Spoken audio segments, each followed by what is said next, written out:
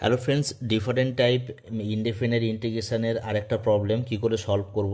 এমন থাকলে কস স্কয়ার দিয়ে উপর নিচে ডিভাইড করো, তাহলে উপরে চলে আসবে সেক্স স্কোয়ার এক্স ডিএক্স। এটা হয়ে যাবে ট্যান স্কোয়ার হবে, কারণ আমরা অলরেডি জানি। আর এটা কস স্কয়ার কেটে গেলে বি স্কোয়ার থাকলো।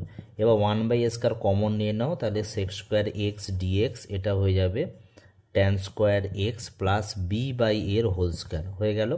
এবার লে ট্যান এক্স সমান আমি জেড ধরে নিচ্ছি, তাহলে সেক্স স্কোয়ার এক্স ডিএক্স সমান হচ্ছে ডিজেড।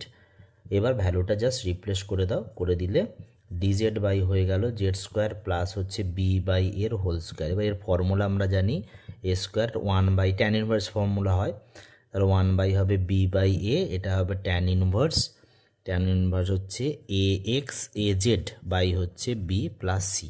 এবার তাহলে কেটে গেল 1/ab tan inverse a tan x by হচ্ছে b plus c, that is the final.